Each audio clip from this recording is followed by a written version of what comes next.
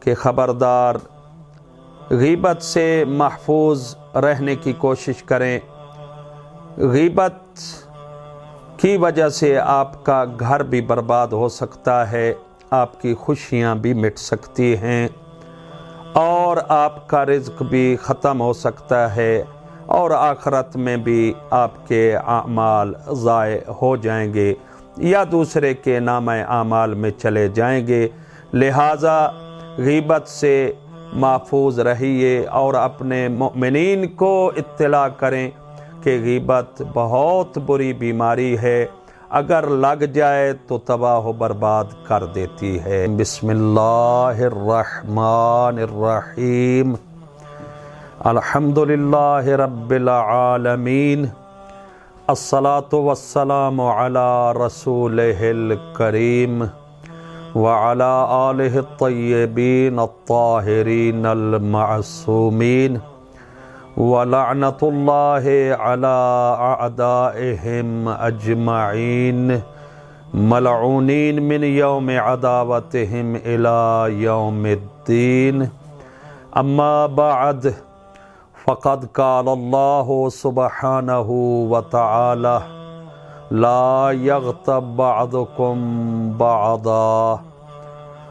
جیسا کہ ہمارا موضوع غیبت کے بارے میں ہے، غیبت کا معنی پیٹھ پیچھے کسی کے ایسے عیوب کو ذکر کرنا، ایسے نقائص کو ذکر کرنا، اگر وہ سن لے جس کے نقائص بیان کیے جا رہے ہیں اس کو تکلیف ہو، اس کو غیبت کہا جاتا ہے۔ غیبت ایک نہایت ہی بری بیماری ہے، اور غیبت گناہان کبیرہ میں سے ہے۔ گناہان کبیرہ بہت سارے ہیں، انشاءاللہ موقع ملا تو ضرور آپ حضرات کی خدمت میں بیان کریں گے۔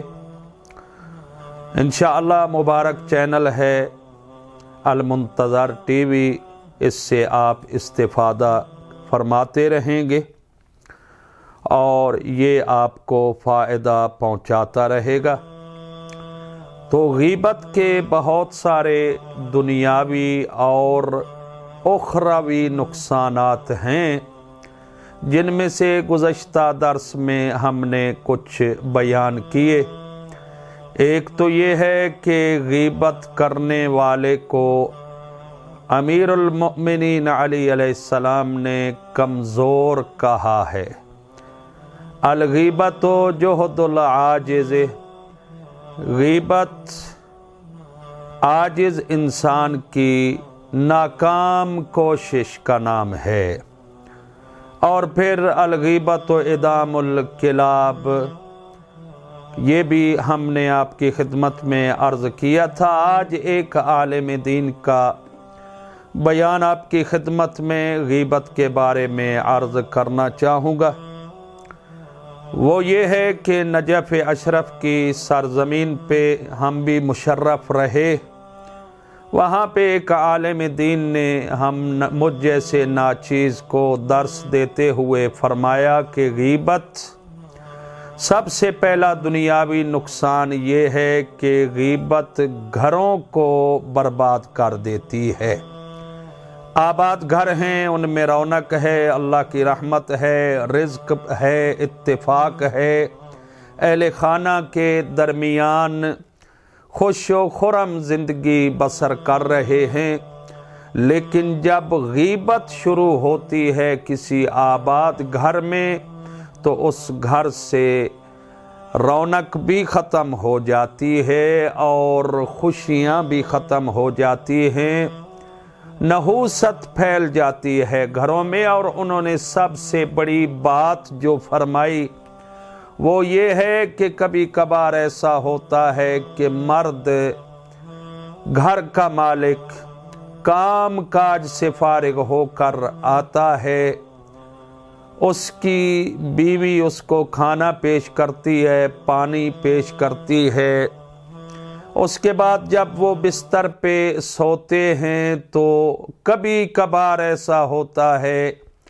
کہ عورت اپنے شوہر کے سامنے کسی کی غیبت شروع کرتی ہے، شوہر بھی اس کے ساتھ شریک ہو جاتا ہے اس بری بیماری میں اور غیبت کرنا شروع کر دیتا ہے، تو عالم دین کا فرمان ہے کہ جب ایسی صورتحال کسی گھر میں پیدا ہو جائے کہ بیوی ہے یا شوہر ہے، ان میں سے کوئی بھی غیبت شروع کرتا ہے اور دوسرا اس کے ساتھ اس میں شریک ہو جاتا ہے، تو فرما رہے تھے ایسے گھر برباد ہو جاتے ہیں، ایسے گھروں میں آبادی کا یعنی خوشیوں کا نام و نشان نہیں رہ جاتا۔ اور کبھی کبھار آپ نے سوچا بھی ہوگا، غور و فکر کریں آپ، تو کبھی کبھار ایسا ہوتا ہے کہ بندہ اپنے گھر میں بیٹھا ہے بلا وجہ پریشان ہو جاتا ہے کہ اور کہتا ہے اپنے آپ سے اور لوگوں سے بھی کہتا ہے یار پتہ نہیں کیا ہے، میں آج اداس سا ہوں، پریشان سا ہوں۔ تو علماء فرماتے ہیں ایسے آدمی کو سوچنا چاہیے کہ کوئی کام بھی نہیں کیا، کوئی نقصان بھی نہیں ہوا، کوئی بیماری بھی لاحق نہیں ہوئی، پھر بھی پریشان ہے۔ اس کی وجہ یہ ہو سکتی ہے کہ اس نے کسی مومن بھائی کی غیبت کی ہو، یا یہ ہے کہ کسی مومن بھائی کی خوشیوں کو آگ لگائی ہو اور اس کی خوشیوں کو برباد کیا ہو، تو بلا وجہ اس کی خوشیاں بھی ختم ہونا شروع ہو جاتی ہیں۔ تو یہ دنیاوی نقصانات میں سے ایک یہ ہے۔ اور یہاں پہ میں عرض کروں گا کہ انسان جب اہل معرفت میں سے ہوتا ہے تو پھر برائی اس کے سامنے جب ہوتی ہے تو اس کو تکلیف ہوتی ہے۔ نجف اشرف کا واقعہ ایک محفل ہے، ایک مجلس ہے، ایک پروگرام ہے، بہت سارے مؤمنین مولا کائنات کے حرم مبارک میں بیٹھے ہیں، پروگرام ہو رہا ہے۔ درمیان میں ایک دو لوگوں نے کسی تیسرے آدمی کی غیبت شروع کر دی۔ جب غیبت شروع ہوئی تو ایک رونے کی آواز وہاں سے بلند ہوئی، اور وہ آواز کسی بوڑھے یا جوان مرد کی نہیں تھی، نہ ہی عورت کی تھی، وہ ایک بچے کے رونے کی آواز تھی۔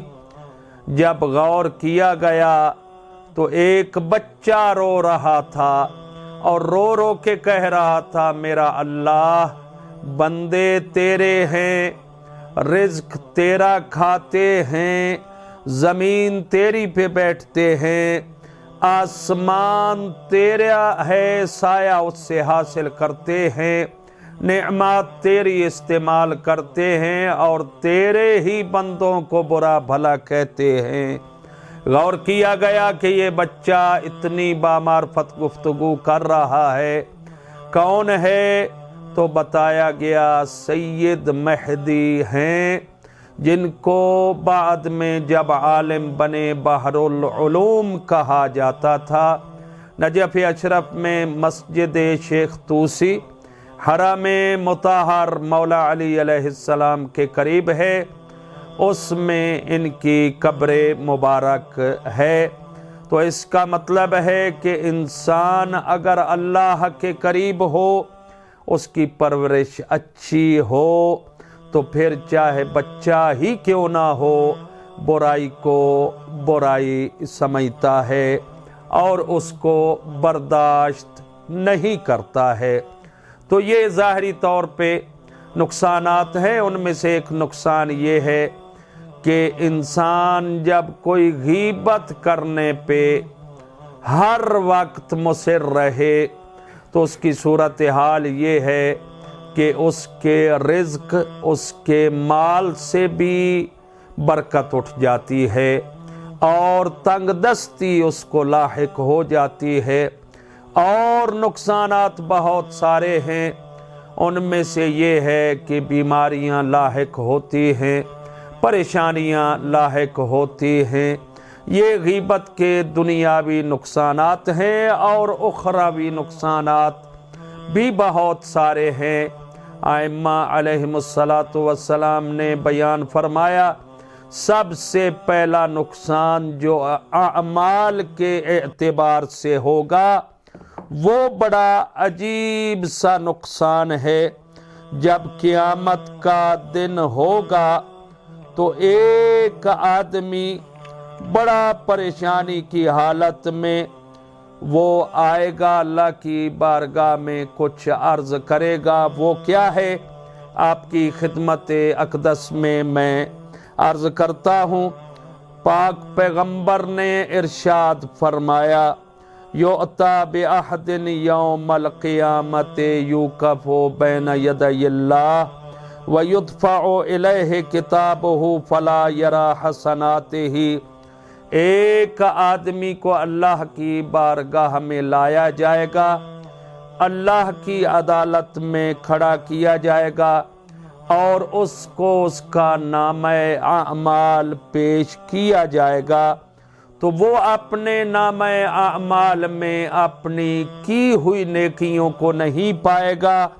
فیقول الہی، تو کہے گا اے پروردگار، اے میرا خالق و مالک، لیس ھذا کتابی فانی اری فیہا طاعتی لا اری فیہا طاعتی۔ یا اللہ، یہ تو میرا نامہ اعمال نہیں ہے، میں تو دنیا میں تیرا اطاعت گزار تھا، اس نامہ اعمال میں میری کی ہوئی اطاعت کا کوئی ذکر نہیں ہے اور نہ ہی مجھے نظر آ رہا ہے۔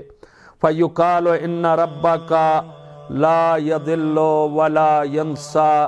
تو اس آدمی کو جواب ملے گا کہ تیرا پروردگار، تیرا پالنے والا نہ ہی بھٹکتا ہے اور نہ ہی بھولتا ہے۔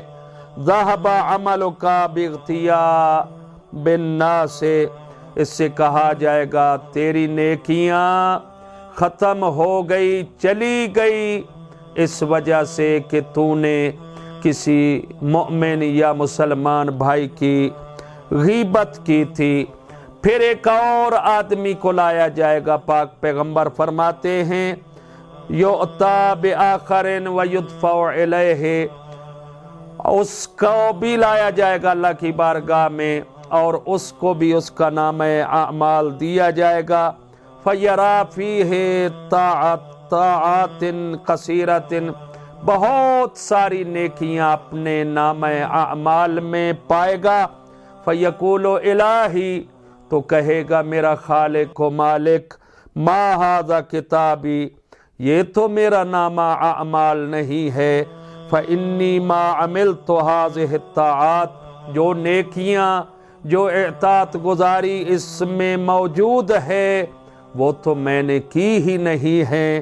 فیقول، تو اللہ فرمائے گا، ان فلانا اغتابک، فلاں نے تیری غیبت کی تھی کسی اور نے، تو اس کی نیکیاں تیرے نامہ اعمال میں درج کر دی گئی ہیں۔